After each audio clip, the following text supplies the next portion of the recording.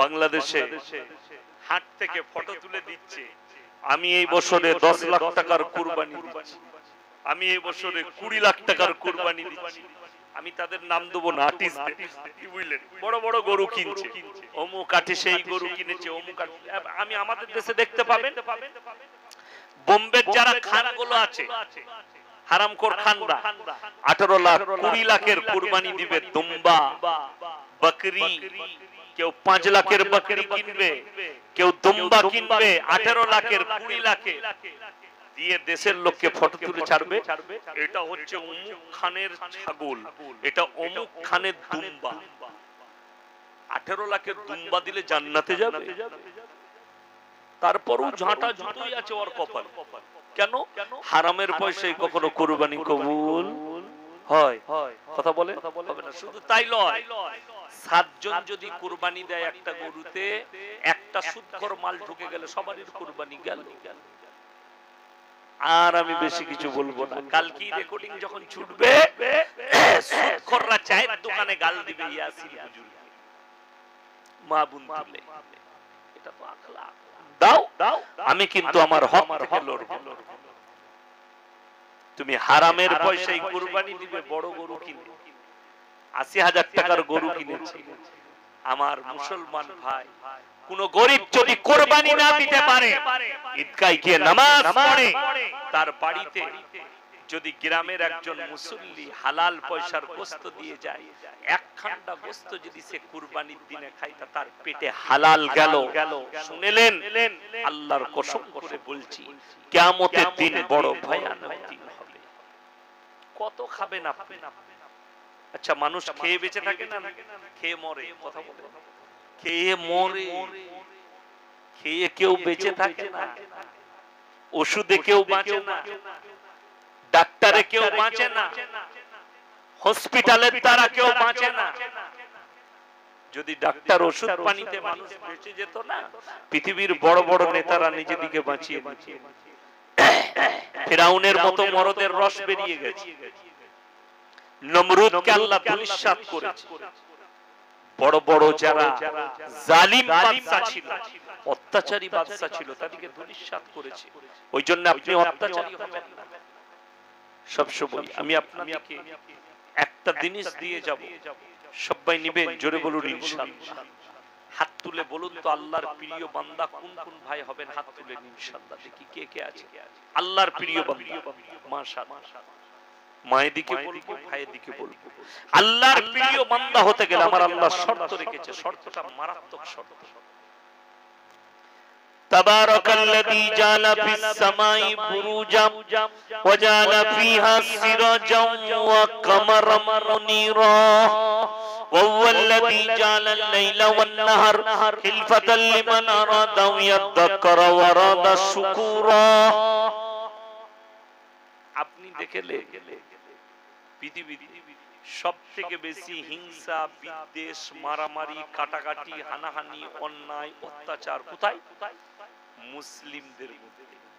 যান বাংলাদেশ দেখতে পাবে কাটাকাটি, মারামারি, হানাহানি বাংলাদেশে দেখতে পাবে। এই মাসখানেক আগে বাংলাদেশের থেকে আমার কাছে মেহমান এসেছিল। ফোন করলে, হুজুর আপনার বাড়িতে যাচ্ছি, আপনার মাদ্রাসায় আসুন। আমার সঙ্গে দেখা হলো, আমার মাদ্রাসায় ছিলেন 3 দিন। অনেক আলোচনা করলাম, তাকে আমার বাজারে নিয়ে গেলাম। সে আমাদের দেশের বাজার, সে বনগা বর্ডার হয়ে এসেছে, 24 পরগনায় ঢুকেছিল, 24 পরগনায়, কলকাতায় 2 দিন ছিল, আমার বাড়িতে 3 দিন ছিল। তো অনেকগুলো আলোচনা হলো তার সঙ্গে, ফজরের পরে আলোচনা হতো, খেয়ে দিয়ে আলোচনা হতো, অনেক কথা বললো। তার ঠিকানাও বলবো না, নামও বলবো না। তার বাড়ি হচ্ছে সিরাজগঞ্জ জেলায়, বাংলাদেশে। তো বললে, হুজুর আপনাদের ইন্ডিয়া, এখানে তো কাফের মুসলিম সব একসাথে থাকে। আমি বললাম, তাও কত শান্তি। দেখো, বাজারে নিয়ে গেলাম, আমার মিষ্টির দোকানে, গ্রামে একটাই হিন্দুদের মিষ্টির দোকান আছে, পালদের, কমল পাল। নিয়ে গেলাম, তাকে একটা জিনিস দেখাবার জন্য যে ব্যবহার দেখো। আমাকে বললে, হুজুর আপনি এসেছেন, পালদের যে ছেলেটা আছে মিষ্টি নিলাম, বলে হুজুর এক পিস খান, আপনি দোয়া দিবে, বাড়তি ওটা খাওয়াচ্ছে আমাকে, খেয়ে দেখুন কেমন হয়েছে। খেলাম, তাকে এক পিস দিলাম, বললে হুজুর এত সুন্দর মিষ্টি ব্যবহার। আমি বললাম বাংলাদেশে গিয়ে ব্যবহার পেয়েছো? বলে হুজুর মুসলমানেরই নেই এই ব্যবহার, মুসলমানেরই নেই এই ব্যবহার, এদের তো দূর কথা। আমি বললাম তাকিয়ে দেখো তোমরা কোন দেশে আছো, আমরা কোন দেশে আছি। এটা হিন্দুস্তানের মাটিতে আছে, আল্লাহ সুখে রেখেছে বাংলাদেশের মাটিতে। আমাকে বললে হুজুর আপনার মতো হুজুর যদি বাংলাদেশে থাকতো কবে আপনি জেলের কুঠরিতে থাকতেন, আপনি আর বেরুবার রাস্তা পেতেন। আমি বললাম ঠিক বলেছ, অবশ্যই আল্লাহ হিফাজত করুক মুসলমানকে, জোরে বলুন আমিন।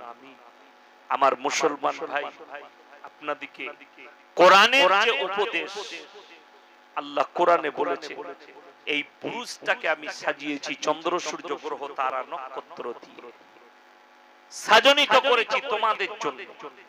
ওয়াল্লাযী জাআলাল লাইলা ওয়ান নাহার, দিবা এবং রাত্রি আমি সৃষ্টি করেছি। আল্লাহর কসম, পৃথিবীর সব শক্তিকে একদিকে দাঁড় করিয়ে দেন, আল্লাহ যদি রাত্রিকে আটকিয়ে দেয় পৃথিবীর কোন শক্তির ক্ষমতা নাই সেটা দিবাতে পরিবর্তন করি। আর আল্লাহ তাআলা যদি দিনকে রুখে দেয় পৃথিবীর আর কোন শক্তির ক্ষমতা নেই, সেটা রাত্রিতে পরিবর্তন করি আমার আল্লাহ না চাইলে। বলি সুবহানাল্লাহ। পৃথিবীর শক্তি ফেলোয়ার, পৃথিবী কোন মুখে দাঁড়িয়ে আছে জানেন? এক সীমান্তে দাঁড়িয়ে আছে পৃথিবী, এখন একটা সুতোর উপরে দাঁড়িয়ে আছে। তৃতীয় বিশ্বযুদ্ধের জন্য প্রস্তুতি রেডি, খালি একটা চিঙ্গারির প্রয়োজন আছে। চাইনা দাঁড়িয়ে আছে তাইওয়ানকে মারার জন্য, যে কোনো মুহূর্তে আমেরিকা রাশিয়া যুদ্ধ লাগতে পারে। ইউক্রেনের সঙ্গে চলছে, রাশিয়া কয়েকশো পরমাণু বোমা বেলারুসের উপরে দাঁড় করিয়ে দিয়েছে। সুইস্টিভলি পরমাণু বাস্ট হবে পৃথিবীতে। তৃতীয় বিশ্বযুদ্ধটা যেটা হবে সেটা বন্দুক আর গুলি দিয়ে হবে না, ফোর্স দিয়ে হবে না, পরমাণু যুদ্ধ হবে। বিশেষজ্ঞরা বলেছে গড়ে 70 লাখ লোক মারা যাবে পার ডে। পৃথিবীতে লোক জনসংখ্যা আছে বর্তমানে 750 কোটি। আপনি হিসেব করুন পার ডে যদি 70 লাখ হয় কতদিন সময় লাগবে পৃথিবীটা শেষ হতে? 13,200 কতটা পরমাণু বোমা আছে গোটা পৃথিবী জুড়ে। এটা গুনতিতে, রাষ্ট্রসংঘের গুনতিতে আছে। এই যে পরমাণু বোমাগুলো আছে, অ্যাটম বোমগুলো, এটা দিয়ে যদি ধ্বংস করা হয় এই পৃথিবীটা এখনো 13 থেকে 14 বার ধ্বংস করা। গোটা পৃথিবীটা এমন এমন পরমাণু বোমা আছে। আমার ভাই, একটা চিঙ্গারির প্রয়োজন আছে। ওই জন্য আমি অনুরোধ করে যাব, মুসলমান তুমি মুমিন হয়ে যাও। আল্লাহর কসম করে বলছি, মুমিনদের জন্য আল্লাহ কোরআনে একটা বড় ফয়সালা দিয়েছে, সেটা হচ্ছে ইন্না আউলিয়া আল্লাহি লা খাউফুন আলাইহিম ওয়া লা হুম ইয়াহজানুন। হে আমার নবী, যারা আমার বন্ধু হবে তাদের দুনিয়াতেও ভয় নেই আর পরকালেও ভয় নেই। জোরে বলুন সুবহানাল্লাহ। আপনি যদি মুমিন হন, বোম বাস্টে মারা যান শহীদের মর্তবা পাবেন, কারেন্টে শর্ট খেয়ে মারা গেলে মুমিন হলে শহীদের মর্তবা পাবে, অ্যাক্সিডেন্টে মারা গেলে শহীদের মর্তবা পাবে। আমাদের দেশে জানেন মদ খেয়ে গাড়ি চালাচ্ছে হাইওয়ের উপরে, অ্যাক্সিডেন্ট হয়ে মারা গেছে। আমাকে ডেকে বলছে হুজুর আমার ছেলে অ্যাক্সিডেন্টে মারা গেছে, কি হবে? আমি দোয়া করলাম আল্লাহ তুমি তাকে শহীদের মর্তবা দাও। হুজুরকে বলেইনি যে 3 বোতল মদ খেয়ে অ্যাক্সিডেন্ট করেছে, তাহলে তো দোয়াটাই আমি করতাম না। কথাটা বুঝতে পারেন? কোন হুজুর দোয়া করবে না যে আল্লাহ 3 বোতল মদ খেয়ে গাড়ি চালাতে গিয়ে অ্যাক্সিডেন্ট করেছে, একে তুমি শহীদের মর্তবা দাও। যে হুজুর করবে সে অন্যায় কাজ করবে, তার জন্য ওই দোয়া চাওয়া যাবে না। সারা জীবনটা মদের ভাটিতে কাটিয়েছে, সারা জীবন গাঁজার ভাটিতে কাটিয়েছে, গাঁজার আসরে। জীবনে আমার আল্লাহ রাসূলের নাম মুখে লাইনি, তার জন্য তুমি কোন দৃষ্টতায় দোয়া করো? তার জন্য জান্নাতের দোয়া করো কি করে? সে তো জান্নাতের খুশবু পর্যন্ত পাবে। যদি বলেন হুজুর আপনাদের মতো হুজুররা ওলিরা যদি দোয়া করে তাহলে জান্নাত পেয়ে যাবে। শুনেলেন, আমার মতো ইয়াসিন নয়, আমি তো মূর্খ, আমি তো গুনাহগার। 100টা পৃথিবীর পীর আর ফকির আর মৌলবীকে যদি এক কাছে করেন, আল্লাহর কসম, যদি বেঈমান হয়, যদি আমার রাসূলকে মহব্বত না করে, সারা জীবন যদি মদ আর গাঁজার ভাটিতে কাটায়, দোয়া করে পেরুবার কোনো রাস্তা পাবে না। যদি পেরিয়ে যেত তাহলে শুনেলেন হযরতে নূহ নবীর ছেলে কি অপরাধ করেছে। আল্লাহর হাবিব সাল্লাল্লাহু আলাইহি সাল্লাম যে রাসূলের জন্য আমাদের জান কুরবান, সকলে বলুন ইনশাআল্লাহ। সেই রাসূলের চাচা, নিজের চাচাকে নবীজি কলমা পড়াতে পারেননি, আপনার চোখ দিয়ে পানি আসে। তার যৌবন ক্ষমতাও নেই, শারীরিক ক্ষমতাও নেই, সে অক্ষম। তার বিবি আছে, তার বিবি জিজ্ঞেস করতে বলেছে যে হুজুরকে জিজ্ঞেস করবে যে আমার স্বামী তো থাকবি, সে অক্ষমতা, আমি অন্য একটা পুরুষকে বিয়ে করে থাকবো, এও থাকবে ও থাকবে। আমি বললাম এটা বেঈমান কাফেরদের প্রশ্ন, ওই মেয়েকে ঝাঁটা জুতো করে মারো, ইসলাম স্বীকৃতি দেয়। গোটা ভারতে মিডিয়া খুললে তোলপাড় পাবে। এইখানে মুসলিম স্কলার কিছু মুখ বন্ধ করে বসে আছে। কেন? মিডিয়া চ্যানেলে যাদেরকে ডাকা হয় একটাও মৌলবি নয়। আমাদের দেশের যারা হিন্দু ভাই আছে, যারা হিন্দু ভাই আছে ডিবেট দেখেন, তারা মনে করে দাড়ি রাখলে, লম্বা জামা পরলে, টুপি পরলে সেই মুসলমান, সেই মৌলবি। না, সে মৌলবি নয়। আমি দেখলাম একটা টিভি চ্যানেলে শোয়েব জামাই বলে একজন আছে, তাকে একটা মেয়ে, হিন্দুদের মেয়ে চর মারছে, যাই হোক কোন রাব ভাষা ইউজ করেছে। প্রশ্ন হচ্ছে কোরআনে আছে ওয়াহুরুল ঈনুন কামসালিল লুলুইল মাকনুন, কিয়ামতের দিনে যারা জান্নাতের উত্তর অধিকারী হবে আল্লাহ পুরস্কার স্বরূপ তাদেরকে বিবি দান করবেন, হুর বিবি। কি বিবি বললাম? হুর বিবি দান করবেন। কিছু আমাদের দেশে অশুভ লোক, আমি তাদের নাম মুখে লব না, তারা বলছে পুরুষরা জান্নাতে হুর পাবে, মেয়েরা কি পাবে? এটা প্রশ্ন। যখন প্রশ্ন করেছে, উত্তর কি? যারা মুমিনা হবে, কারা? মহিলারা যারা মুমিনা হবে, পর্দা নসিবা হবে, যারা জান্নাতের উত্তর অধিকারী হয়ে যাবে, তারা কিয়ামতের দিনে তাদের স্বামীকে পাবে। যদি বলেন হুজুর পুরুষরা মেয়ে পাচ্ছে, ধরেলেন স্ত্রী রইল জান্নাতে, আল্লাহ হুর দিলেন, কটা হলো? কথা বলে না, বাড়তি একটা হয়ে গেল, হলো না? হলো না, বাড়তি হলো। হুর ধরলেন একটাই দিল, আল্লাহ হুর বিবি দিয়েছে আর একটা বিবি, কটা হলো? দুটো বিবি হয়ে গেল।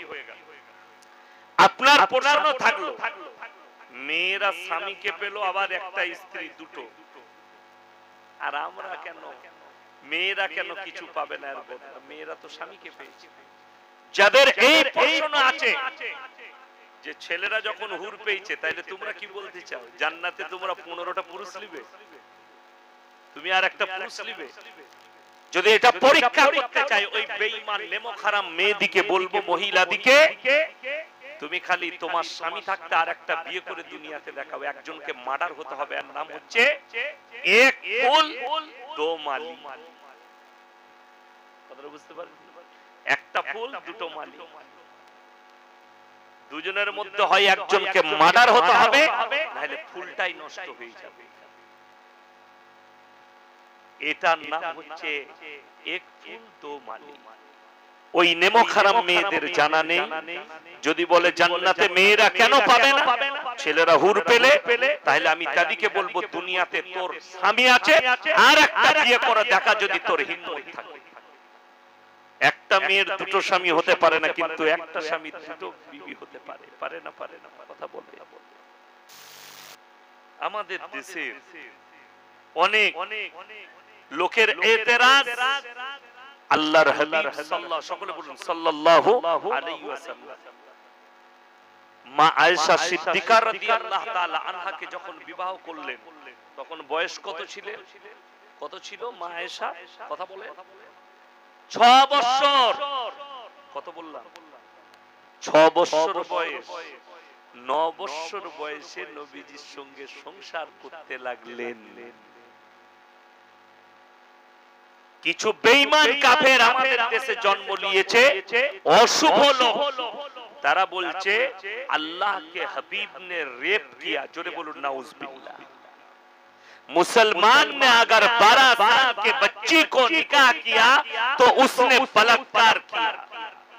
बड़ी दुख की बात है। আমাদের দেশে কষ্ট কোথায় লাগে জানেন? দেশের বিভিন্ন মহলের লোকরা, শিক্ষিতরা, জ্ঞানীরা প্রশ্ন করে মুসলমান अपने बीवियों को हक नहीं देते। মায়েরা ভালো করে শুনবেন। অনেকজন মনে করে যে স্বামীরা, মুসলমানরা বিশেষ করে বিবিদের হক মেরে খায়। বিবিদিকে হক দেয় না। কেমন হক মারে? বিবি বাড়ি থেকে বের হতে পাই না। অনেকজন আমাদের আলেমরা যারা আমরা আছি, আমাদের বিবিরা পর্দায় থাকে, ঠিক কি না? কথা বলে। এরকম অনেক ভদ্র লোক আছে, নামাজি আছে, হাজী সাহেব আছে, এমন দিনদার ফ্যামিলি আছে, তাদের বাড়ির মেয়েরাও বাড়ি থেকে বের হয় না, ঠিক কি না? আমাদের দেশের কিছু গুমরা, কিছু নেমোখারা, কিছু বেঈমান শিক্ষিত লোক বলছে এরা মুসলমান মেয়ের উপরে জুলুম করে, তাদেরকে বাড়ি থেকে বের হতে দেয় না। আমি তাদেরকে অনুরোধ করব, ওই ভদ্র মহিলাকে এক মর্তবা हमारे घर पे आओ, हम तुम्हें दावत देते हैं। একবার এসো আমার বাড়িতে, আমি দাওয়াত দিচ্ছি। আমার স্ত্রীর সঙ্গে কথা বলো যে তুমি, আমার 14 বছর বিয়ে হচ্ছে, হাতে গুনে 10-15 বারও নিজের বাপের বাড়ি যায়নি আমার স্ত্রী, বিপদ আপদ ছাড়া বাপের বাড়ি যায়নি, বাইরে কোথাও বের হয়নি। দিয়ে কি মনে হয় আমি আমার স্ত্রীর উপরে অত্যাচার করি? তাইলে আমার স্ত্রীকে জিজ্ঞেস করতে হবে যে ইয়াসিন সাহেব আপনার উপরে অত্যাচার করে কি? ঠিক কি না? কথা বলে। কে সাক্ষী দিবে? আমার স্ত্রী দিবে যে ইয়াসিন সাহেব আমার উপরে অত্যাচার করে, আমার উপরে জুলুম করে, আমার স্ত্রী সাক্ষী দিবে। যে যাবে তাকে জুতা করে পিটাবে আমার স্ত্রী, জুতা করে। কেন? কেন? আমি জানি আমার স্ত্রীকে আমি কতটা ভালোবাসি, আমার স্ত্রী জানে আমার স্ত্রীকে কতটা রেসপেক্ট করি, কতটা ভালোবাসি, কতটা। এটা জানি। আমি মৌলভী শওকতের বেটা, আমার আব্বা জানু, আপনারা অনেকে শুনেছেন বয়ান, অনেকে শুনেননি। তিনার প্রায় ৭৭-৭৮ বছর বয়স হয়ে গেল। উনি মুর্তজা, গোলাম মুর্তজা সাহেবের জামানার লোক, আর আমি তার সন্তান। আজ পর্যন্ত আমার মা, আমি তো তার সন্তান, আমার মা রেকর্ড যদি কেউ বলে দেয় আমার বর্ধমান জেলার লোক ইয়াসিন সাহেবের মা অমুক প্যান্ডেলে বসে খেয়েছে, তার জুতোর মালা পরবে শওকতের বেটা। গিয়ে জিজ্ঞেস করো আমার মাকে, আমার আব্বাজি মায়ের উপরে জুলুম করেছে কিনা। আমি তো জানি, আমি আমার মায়ের সন্তান, আমি আমার বাপের সন্তান, আমাকে আমার মা মানুষ করেছে কোলে পিঠে। আমি তো জানি যে আমার মায়ের উপরে আমার আব্বা যেন অত্যাচার করেছে কি, আমার থেকে ভালো তো কেউ জানবে না, ঠিক কিনা? কথা বলে। ওই জন্য আমার মুসলমান ভাই, বেঈমান কাফেরের খপ্পরে পা দিবেন না। যারা এই ধরনের ভাষা প্রয়োগ করছে ওই জায়গাগুলো থেকে কান বন্ধ করুন, চোখ সরিয়ে দিন। মুসলমান ছেলে, আপনি এডুকেশন নেন, শিক্ষা নেন। আমি কোন রাজনৈতিক বক্তা নয়, আমি কোরআন হাদিসের বক্তা। মুসলমান কি করে মুসলমান হবে এই ফিকির আমাদের আছে। আজকে গোটা পশ্চিম বাংলা জুড়ে তাকান, মুসলমান মারছে, মুসলমান মরছে, এর থেকে বড় দুঃখর আর কিছু নেই। আর যদি হাদিসকে জিজ্ঞেস করেন, আল্লাহর কসম করে বলছি এই লোকগুলোকে একটাকে মুসলমান বলা যাবে না আমার নবীজির হাদিস মোতাবেক। কেন? নবীজি সাল্লাল্লাহু আলাইহি সাল্লাম, বুখারী শরীফের হাদিস, এক মুমিন আর এক মুমিনের ভাই ভাই, আর ভাই ভাইয়ের উপরে হাত তুলতে পারে না, ঠিক কি না? কথা বলে, ভাই ভাইকে কষ্ট দিতে পারে না, সে মুমিন হতে পারবে না, মুসলমান থেকে খারিজ হয়ে যাবে। আমি রাজনৈতিক বক্তা নই, আমার মুসলমান ভাই, আমি চাই প্রত্যেকটা মুসলমান মুসলমান থাকুক। জানেন, চোখ দিয়ে পানি পড়বে আপনার। নবীজি সাল্লাল্লাহু আলাইহি সাল্লামের আখলাক বর্ণনা করতে লাগলে আপনার চোখ দিয়ে পানি পড়বে। আপনি বলছেন আপনার উপরে অত্যাচার করেছে, আপনি রাজত্ব পেলে আপনি ক্ষমা করে দেন, এটা হচ্ছে নবীজির আদর্শ। আপনারা জানেন নবীজি সাল্লাল্লাহু আলাইহি সাল্লামকে মক্কা ছাড়তে হয়েছে কখন? আমার নবী বিশ্ব নবী জনাবে মুহাম্মদুর রাসূলুল্লাহ, সকলে বলুন সাল্লাল্লাহু আলাইহি ওয়াসাল্লাম। আল্লাহর নবীর উপরে অর্ডার হলো, আমার নবী আমি আপনাকে নবুয়ত দিলাম, সবথেকে প্রথমে তুমি দাওয়াত দেবে কাবা ঘরে বেঈমান কাফেররা একটা দুটো নয় 360টা মূর্তি রাখা আছে, 360টা মডেল কাবা ঘরের চারিদিকে রাখা আছে। তুমি যাও আর বলো এক আল্লাহর উপরে বিশ্বাস আনো, আর এই 360টা মূর্তিকে চুরমার করে ভেঙে আমার আল্লাহকে বিশ্বাস করো। বেঈমান কাফেরদের সর্দার আবু সুফিয়ান তখন ঈমান আনেনি। সে বলল, তোমার মাত্র একটা আল্লাহ আর আমাদের 360টা 361টাকে একসাথে আমরা চালাবো, যৌথ সরকার গড়ে। এখন তো আমাদের দেশের কিছু ভণ্ড মুসলমান বেরিয়েছে, নামকেও আজকে মুসলমান, তারা বলছে মৌলবীরা কি জানে, হুজুররা কি জানে, আমরা তো ইসলাম সম্পর্কে ভালো স্টাডি করেছি, ওই জন্য ঝামেলা ঝঞ্ঝট নাই, ধর্ম যার যার উৎসব সভা। এই শব্দ ব্যবহার হচ্ছে শিক্ষিত লোকদের মুখ থেকে। কেন? আপনি ভোট পাবেন, আপনার 24 পরগনায়, কলকাতায়, আমার বর্তমানে গোটা রাজ্যে ভোট পাবেন, ধর্ম যার যার উৎসব সভা। আমি একটা জলসায় বলেছি, এ মারাত্মক কথা, আমাদের জন্য লাভ যদি এটা সত্য হয়, এটা যদি আমল হয়, তাহলে কুরবানির সময় বলবো ঠ্যাংটা ধরবি আয়। কথাটা বুঝতে পেরেছেন না? পারেন? কুরবানিটাও সবারই, পরবটা না। এই কথাটা মিথ্যা কথা।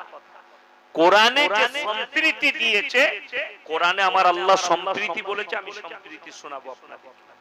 আল্লাহর হাবিব সাল্লাল্লাহু আলাইহি সাল্লামকে যখন এই কথা বলল বেঈমান কাফেররা, যে শোনো তোমার একটা আমাদের 360টা 361টা একসাথে উপাসনা।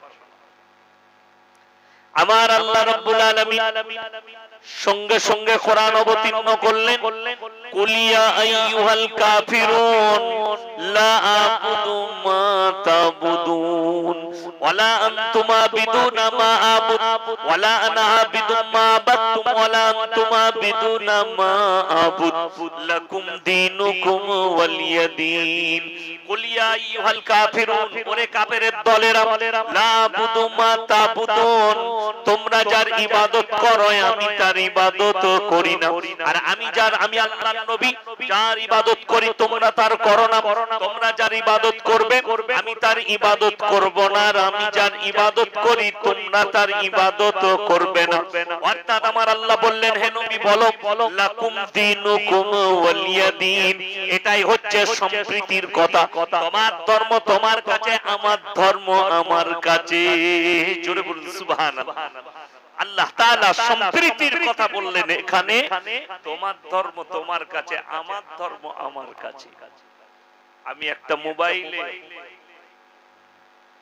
প্রেস কনফারেন্স শুনেছিলাম, এখানকার নয়, ভারতের নয়, আরব কান্ট্রি, দুবাইয়ে হোক, আমির শাহীতে হোক, যেখানে হোক হয়েছিল।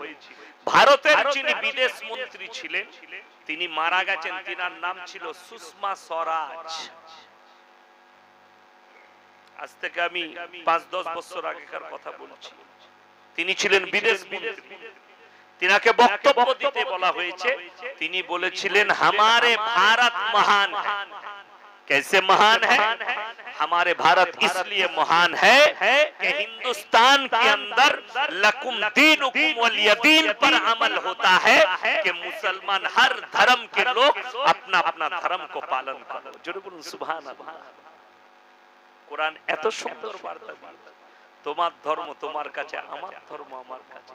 ওই জন্য হাদিসে আছে নবীজি সাল্লাল্লাহু আলাইহি সাল্লাম বললেন, তোমরা কারো দেবদেবীকে গালি দিও না, কারো ধর্মকে খারাপ বলো না, নিজেরটাকে ছেড়ে দিও না। আপনি চলুন। এরপর আমরা যে সম্প্রীতির কথা বলছি সেটা একটু বলে দিই।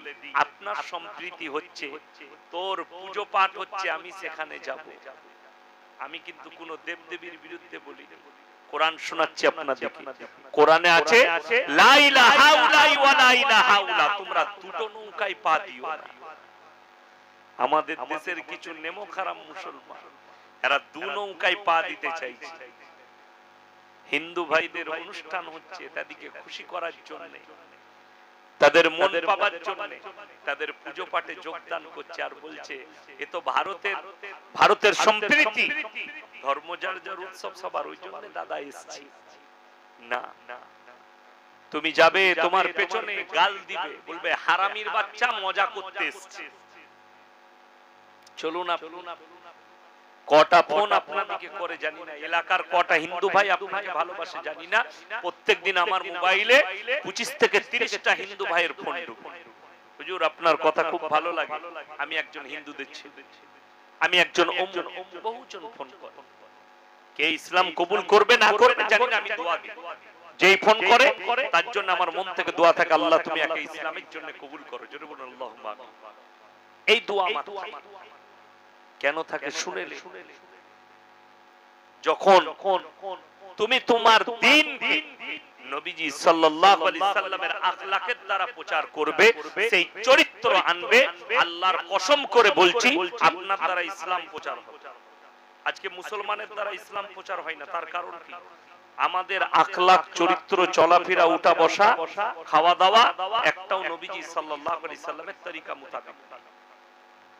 ঠিক কি না কথা বলে? আমরা কি জানি, রাগ করেন না বাবা। বছরে একটা জলসা দিতে হবে হুজুরকে নিয়ে। বর্ধমানের হুজুর আসবে, ফুরফুরার হুজুর আসবে, মুর্শিদাবাদের হুজুর আসবে, হুজুররা আসবেন, ওনারা দোয়া করবেন, গ্রামের বরকত হবে। বছরে একটা করে জলসা দিচ্ছে ছেলেরা, যুবকরা, আর জলসা হয়ে যাচ্ছে। জলসার পরে টাকা বেঁচে গেছে। আমি নাম করব না, এই পশ্চিম বাংলার কথা, মুসলমানের কথা বলছি।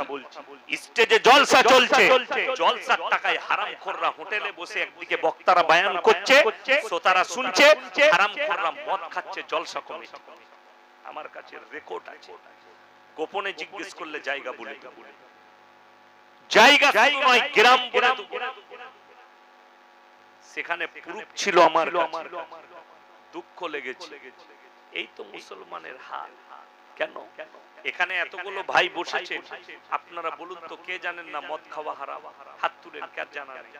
সকলে জানে না? জানে না? সকলে জানে মদ খাওয়া হারাম, গাঁজা খাওয়া হারাম, সুদ খাওয়া হারাম, সবই জানে। আপনি চলুন, আপনার গ্রামের কথা বলছি, এই গ্রামের কথা, এই গ্রামটার নাম আবাস। এই গ্রামের মসজিদে যদি কোনো মাতাল ঢুকতে যায়, ঢুকতে দিবেন না মারবেন? কথা বলেন না, কথা বলেন না কেন? মারবেন, তাকে ঢুকতে দিবেন। মাতাল মসজিদে ঢুকতে পাই না, ভয় খায়, মদ খেয়ে ঢুকা যাবে না, তাকে মারবে, পিটাবে। গাঁজা খেয়ে ঢুকতে পাই না, কিন্তু আমাদের দেশে সুদ খেয়ে ফাঁস কাতারে নামাজ পড়তে পারে। আমি বললে খারাপ হুজুর, আমি বললে খারাপ মুরব্বি, গায়ে লাগবে কথা, কিন্তু কত দামি কথা। আজকে তো আমাদের দেশে জানেন সুদখোররা বেশি বড় গরু কিনছে কুরবানি, সুদের টাকা। লোককে বলছে দেখবে কত বড় কুরবানির গরু এনেছি। বাংলাদেশে ভিডিও করে ছাড়ে, কি করে ভিডিও করে, আমি সব থেকে বড় গরু কিনেছি। ডিপজল বলে একজন আর্টিস্ট আছে, নাম শুনেছেন ডিপজলে? বাংলাদেশে। সে দেখছি বলছে আমি 8খানা গরু কুরবানি দেব। জীবনে তো নামাজ পড়লি, তো কুরবানি হবে তো জুতো ঝাঁটা খাবে। কুরবানি মানে হচ্ছে ত্যাগ, এটা অনেকে জানে না। কুরবানি মানে হচ্ছে ত্যাগ। তোমার হিংসা, বিদ্বেষ, লোভ, লালসা, আত্মগরিমা সব আল্লাহর রাস্তায় বিসমিল্লাহ আল্লাহু আকবার। আর যখন জিলহিজ্জা মাসের আজকে 3 তারিখ, কত বললাম? আজকে 3 তারিখ, মানে 4-এ ঢুকে যাবে 12টার পর, 4 তারিখ হয়ে যাবে। আমার আল্লাহ রাব্বুল আলামিন কোরআনে দোয়া শিখালেন, হে আমার নবী, যখন তোমরা কুরবানির জন্য নিয়ত করে ফেলবে, আল্লাহর কাছে দোয়া করবে, কুল ইন্না সলাতি ওয়া নুসুকি ওয়া মাহইয়ায়া ওয়া মামাতি লিল্লাহি রাব্বিল আলামিন। ওগো আল্লাহ রাব্বুল আলামিন, তুমি আমাদের নামাজকে কবুল করো। জোরে বলুন আল্লাহুম্মা আমিন। যারা নামাজ পড়েন তারা বলবে, বেনামাজিরা বলবে। বুঝতে পারেননি? এইখানে কুরবানির জন্য দোয়া দিলেন, আল্লাহ 1 নম্বরে লাগলেন নামাজকে। কি কি বললাম? নামাজ। কুল ইন্না সলাতি, আল্লাহ তুমি আমাদের নামাজকে কবুল করো, ওয়া নুসুকি ওয়া মাহইয়ায়া ওয়া মামাতি লিল্লাহি রাব্বিল আলামিন, তুমি আমাদের কুরবানিকে কবুল করে নাও। ও আল্লাহ রাব্বুল আলামিন, এই জীবন এবং মরণ তোমারই জন্য। ডিপজলকে জিজ্ঞেস করুন তো ক ওয়াক্তের নামাজ পড়ে, তো ভালো করে আল্লাহর নাম নিতে পারবে।